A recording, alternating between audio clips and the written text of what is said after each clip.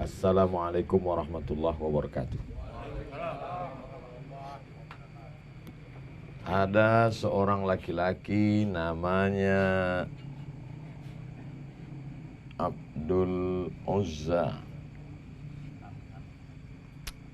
Abdul Uzza ini punya ayah kandung namanya Abdul Muttalib. Abdul Muttalib ini punya ayah kandung namanya Hashim.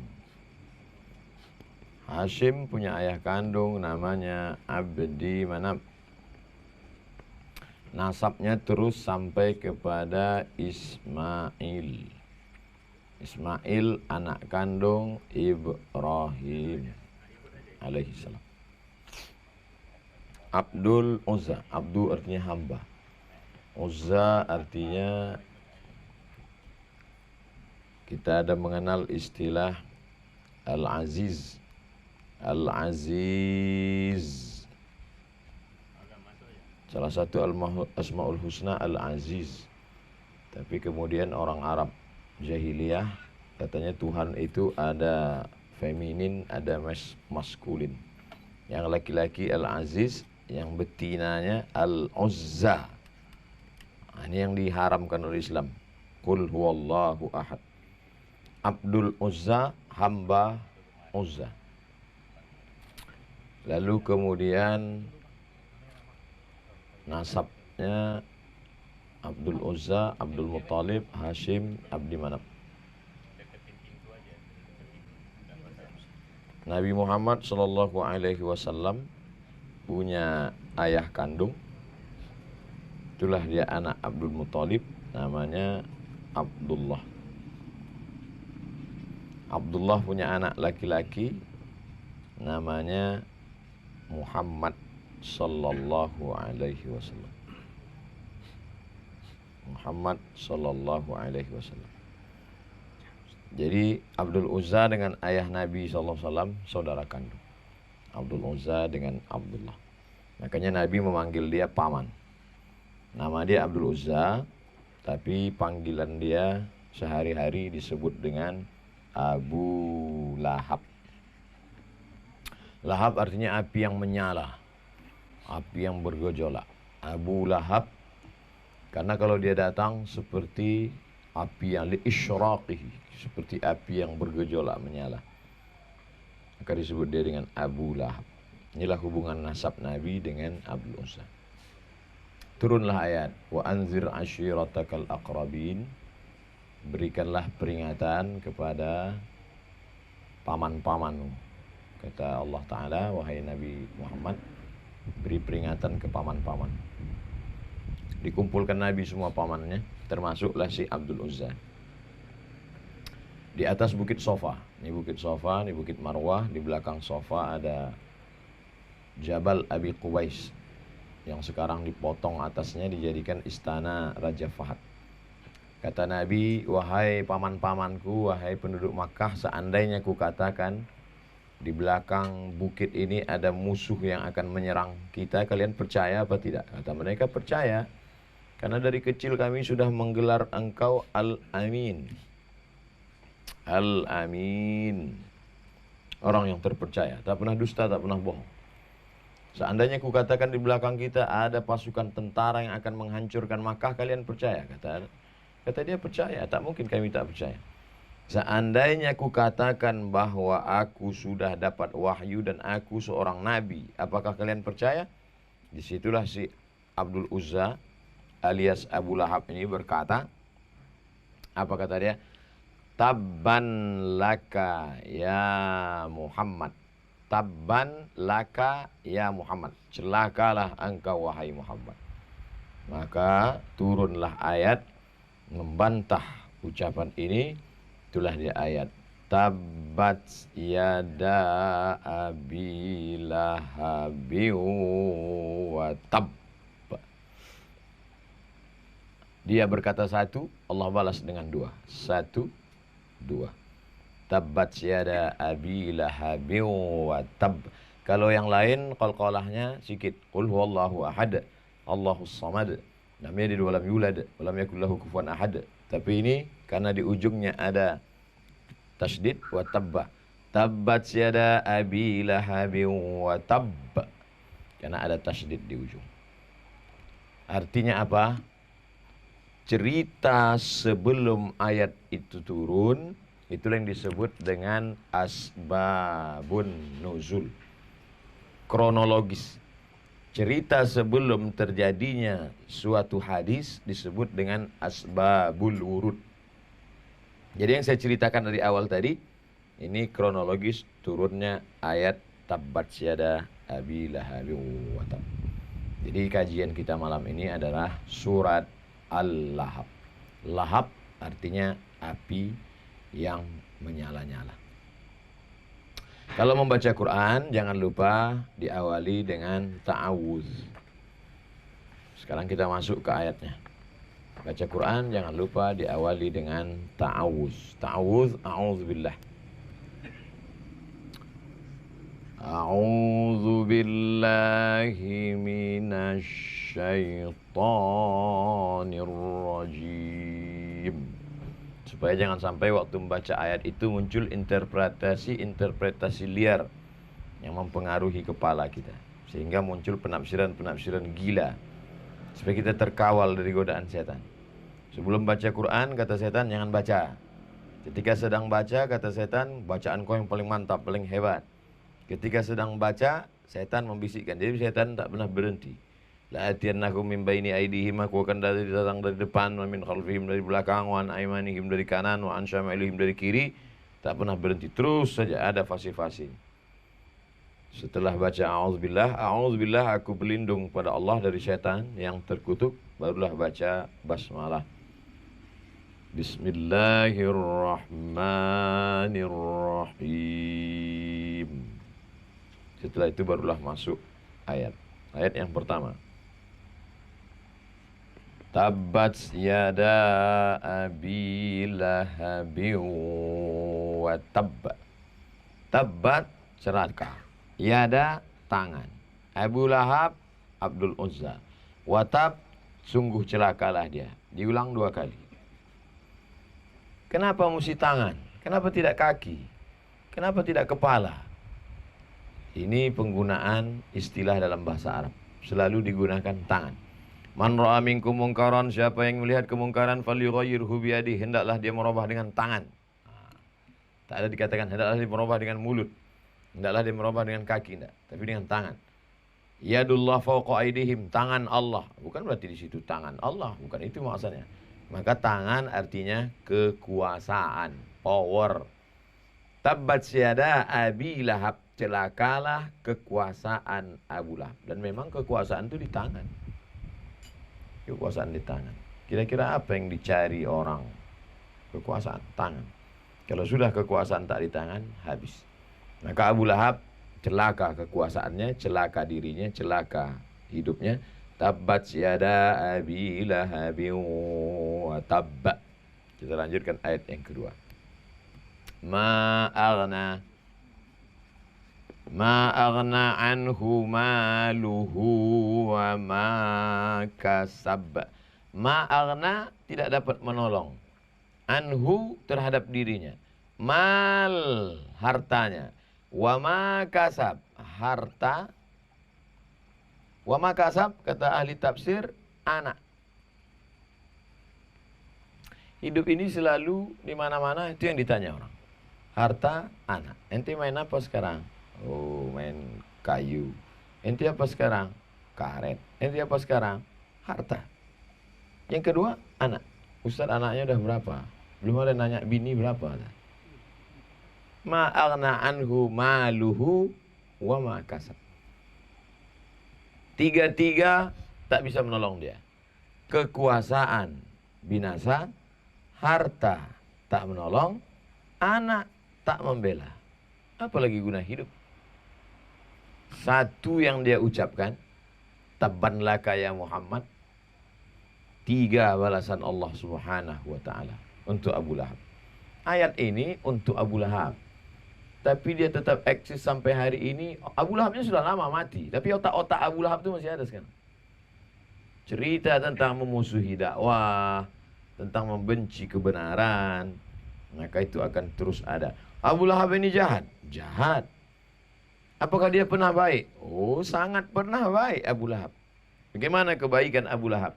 Abu Lahab punya budak hamba sahaya namanya Suwaibah. Suwaibah. Abu Lahab punya budak hamba sahaya bernama Suwaibah. Suwaibah menjaga perempuan sedang hamil tua bernama Aminah. Aminah sedang hamil tua. Kata Abu Lahab, tolong kau jaga adik iparku Aminah karena suaminya sudah meninggal dunia. Suami Aminah bernama Abdullah. Nanti kalau anaknya lahir, kau kasih tahu kabar ke saya, kata Abu Lahab. Iyalah.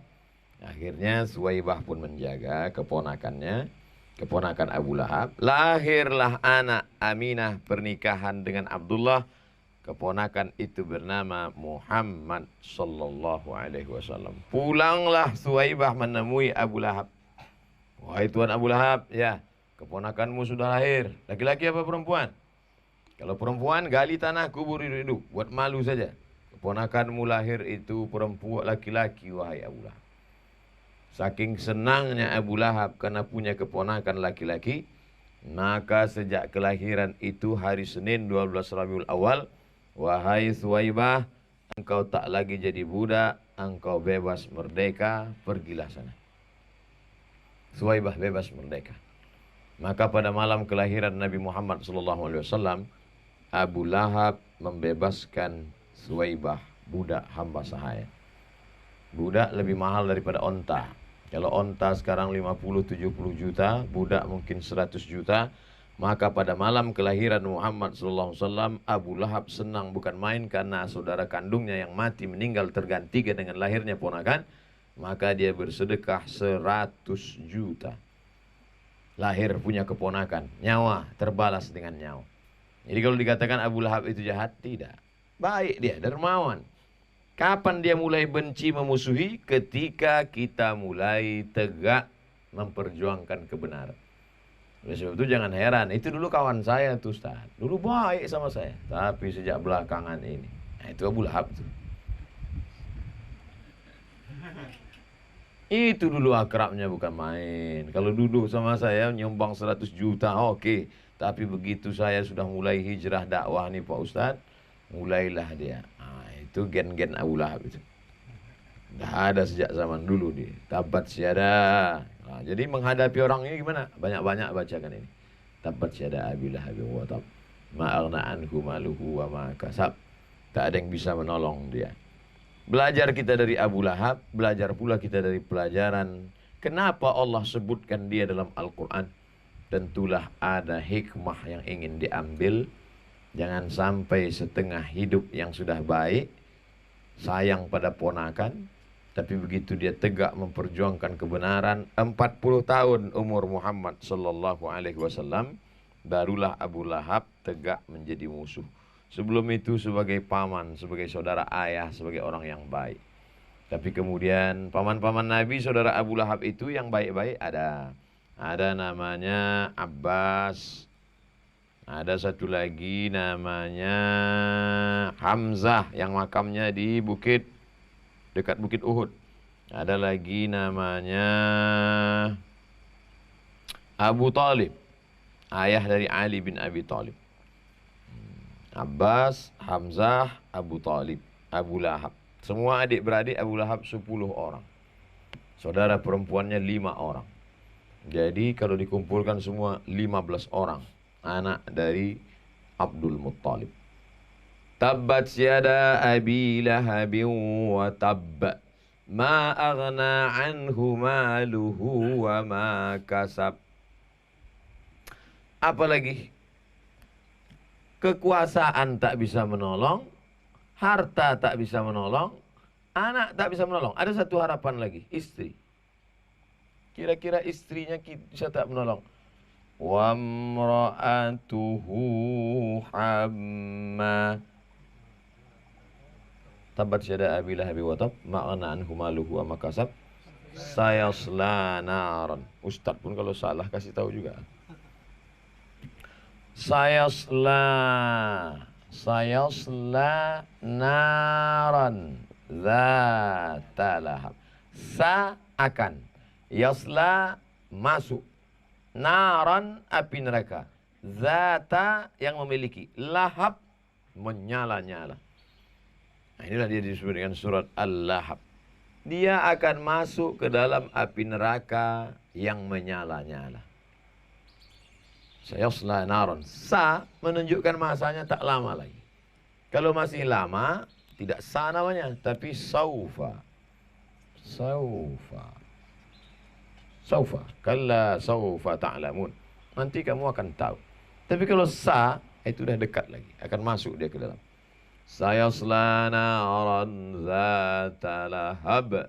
Dia akan masuk ke dalam api yang menyala-nyala. Itulah yang kita minta selalu. Rabbana atina fid dunya hasanah wa fil akhirati hasanah wa qina adzabannar.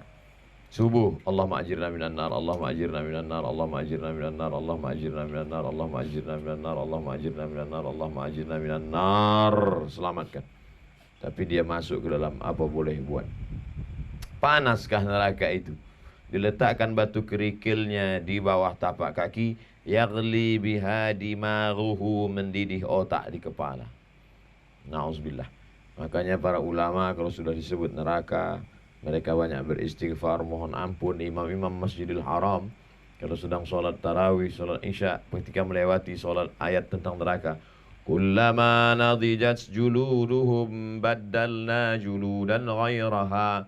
Ketika kulit mereka gosong, hangus, terbakar, kami ganti dengan kulit yang baru. Hangus, gosong, terbakar, ganti kulit yang baru. Hangus, gosong, terbakar, ganti kulit yang baru. Liyadzuqul azab. Supaya mereka merasakan sakitnya azab. Kenapa kulit? Dokter menjelaskan ternyata sakit itu letaknya di kulit, bukan di daging. Sensor sakit pada kulit. Kulit hancur binasa, ganti kulit baru. Terus sampai kapan? Khalidina fiha abada. Kekal selama-lamanya di dalam. Dan dia apa boleh buat? Karena dosa, perbuatan maksiat, melawan Nabi Muhammad, melawan ajaran Islam. Sampai matinya dimusuhinya terus Nabi. Tiga-tiga tak bisa menolong. Maka ketika kita baca ayat ini, atau imam membaca, kita mendengar di belakang, kita mengerti, memahami. Maka saya memang sengaja dalam pertemuan yang tidak tabligh akbar, pertemuan yang terbatas, mengkaji surat-surat pendek. Tujuan saya supaya ketika kita sholat, kita faham. Surat Al-Falaq sudah, An-Nas sudah, Al-Ikhlas sudah, Al-Kafirun sudah, Al-Fil, Iza Ja'a Nasrullah sudah. Sekarang kita kaji Al-Lahab. Tabbat yada abi lahabin wa tabba, ma aghna anhu maluhu wa ma kasab, sayasla naran dzata lahab. Kita lanjutkan. Kekuasaan tak bisa menolong, harta tak bisa menolong, anak tak bisa menolong. Ada lagi yang keempat, yang paling mengerikan. Wamra'atuhu hammalatal hatab. Wamra'atuhu hammalatal hatab. Wamra'atuhu istri. Hammalah membawa, hatab api neraka jahanam. Kita akan mati dibakar dengan kayu bakar api neraka jahanam. Yang membawakan kayu bakar itu istri. Kan sangat menyakitkan itu. Masuk neraka, yang membawakan kayu bakarnya istri. Kenapa istri Abu Lahab? Nama istrinya Arwah. Istri Abu Lahab itu namanya Arwah. Arwah. Nama panggilannya Ummu Jamil. Ummu ibu, Jamil cantik. Ummu Jamil ibu cantik. Abu Lahab bapak ganteng. Istri ibu cantik. Dua-duanya masuk neraka jahanam. Wa mra'atuhu hammalatal hatab. Istrinya membawa kayu bakar. Kenapa dikatakan membawa kayu bakar? Sebabnya dua. Yang pertama, menebarkan ucapan kebencian. Namam, membawa-bawa berita. Jadi kalau hiduplah istri Abu Lahab ini sekarang, ini yang punya grup share WhatsApp. Share lebih kerja. Namam, membawa-bawa cakap. Posting sana, posting sini. menebarkan kebencian permusuhan, sehingga orang musuhi Islam menyerakkan duri-duri, kotoran onta, menyiram dari atas. Ini kerja dia. Wa imra'atuhu hammalatal hatab fi jidha hablum mim masad. Fi jidha, di lehernya, hablum, ada tali, min masad, dari sabut. Dulu orang membuat tali itu dari sabut. Sabut dijalin, dipintal menjadi tali yang sangat kokoh, lalu dia dibakar, dililitkan ke leher. Fi jidha hablum mim masad. Kenapa? Apa hubungan tali yang dilekatkan di leher dengan azab? Fi jidha, di lehernya, hablun, ada tali yang menyala daripada sabut. Maksud fi jidha, di lehernya, karena dia membuka rantai dari lehernya. Rantai emasnya dibukanya dari lehernya, dijualnya ke pasar untuk biaya operasional menghalangi dakwah Nabi Muhammad SAW. Begitulah seriusnya dia untuk masuk neraka. Dua kerja, dua SOP, standar operasional Ummu Jamil. Yang pertama, menyebarkan isu berita hoax kemana-mana. Yang kedua, menjual rantai untuk pembiayaan. Jadi kalau ada hari ini orang bekerja keras dengan penyebaran isu, membusukkan, membunuh karakter, kemudian itu memang. Jadi sebetulnya sejarah berulang saja. Hidup ini dari dulu itu saja isi dunia ini. Terus hari berganti, musim berubah, zaman bertukar. Tapi orang kalau udah baca Quran dia paham. Ini bukan cerita baru, ini barang lama. Cuman dipoles dengan cerita yang baru. Semua ada. Laki-laki baik, istri tak baik, ada. Siapa nama laki-lakinya? Nuh. Nama istri Nuh, imra'atu Nuh, perempuan yang tak baik. Ada pula laki-lakinya, perempuannya baik, namanya Asyah. Perempuannya baik, laki-lakinya tak baik. Itulah dia Fir'aun. Imra'atu Nuh. Tapi ini dua-dua, ini Nuh baik, ini tak baik. Tapi kalau Abu Lahab ini, dua-duanya tak baik. Dua-duanya baik, Muhammad SAW, para nabi yang lain. Tapi kalau sudah Abu Lahab, dua-duanya tak baik. Abu Lahab tak baik, istrinya pun tak baik. Fi jidha hablum mim masad, di lehernya ada tali dari sabut, karena dia memberikan tuk artinya rantai emas.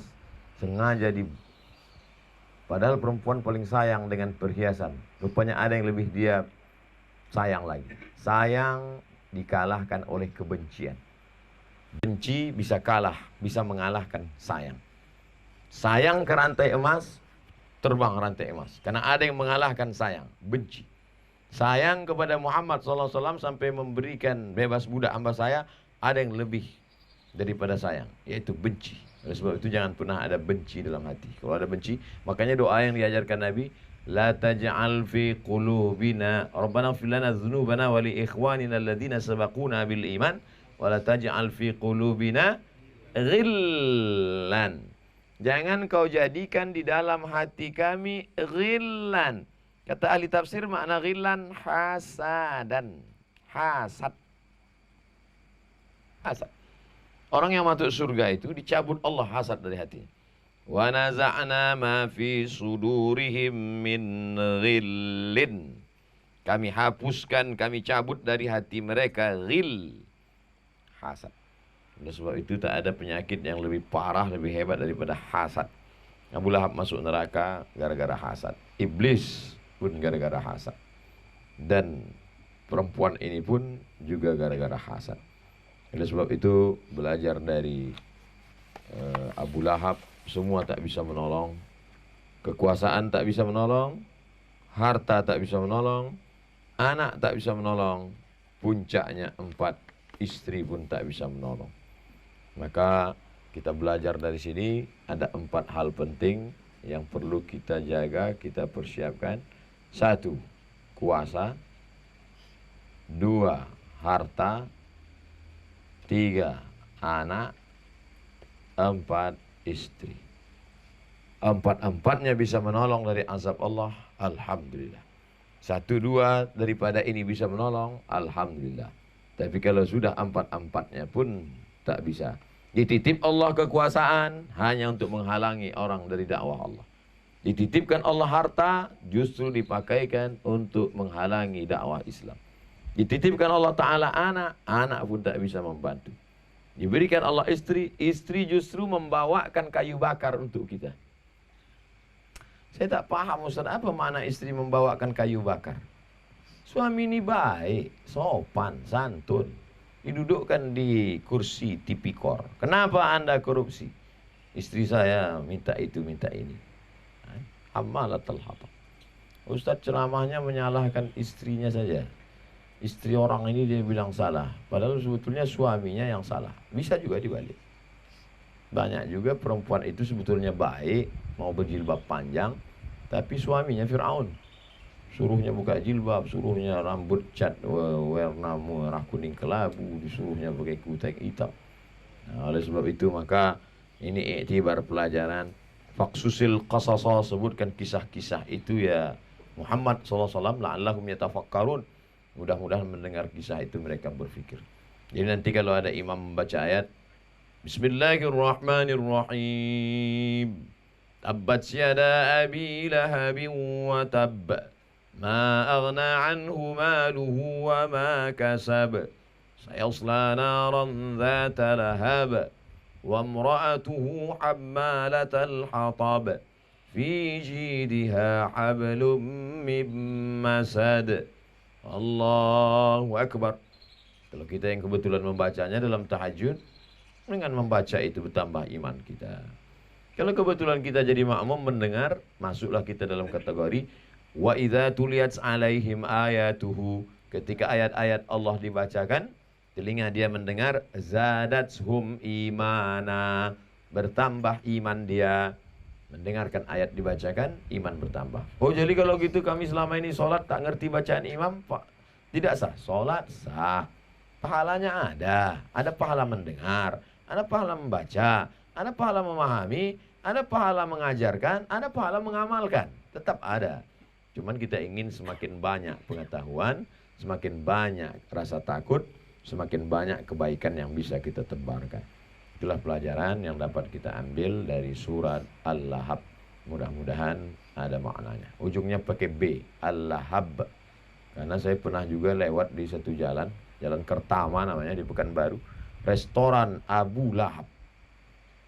Ini tak baik. Rupanya ujungnya P, Abu Lahab. Abu Bapak Lahab, artinya lahap, suka makan. Oh, P rupanya ujung. Yang kita maksud ini adalah Abu Lahab. Ada qalqalah. Inilah pelajaran yang dapat kita ambil. Mudah-mudahan bermanfaat. Khairukum, orang yang paling baik di antara kamu, man ta'allamal Qur'an, orang yang mengajarkan Al-Quran, wa 'allamahu, belajar Al-Quran dan mengajarkannya. Nah, Bapak Ibu yang sudah mendengar ini, besok 2 hari, 3 hari, sepekan, habis sholat, duduk sejenak dengan anaknya, dengan istrinya. Hari ini kita akan dengarkan surat Al-Lahab yang tadi saya baca dalam sholat tadi. Kebetulan sholat tahajud malam. Habis itu inilah penjelasannya. Udah bisa ya menjelaskan nih? Udah, duduk sebentar. Hidupkan dulu YouTube-nya. Bisa dijelaskan? Baik. Didengarkan bersama, nonton bareng, baik juga. Mudah-mudahan ada manfaatnya. Terima kasih atas segala perhatian. Mohon maaf atas segala kesilapan dan kekhilafan. Ada pertanyaan, saya jawab. Baik terkait dengan masalah ini ataupun masalah-masalah lain. Terima kasih. Wassalamualaikum warahmatullahi wabarakatuh.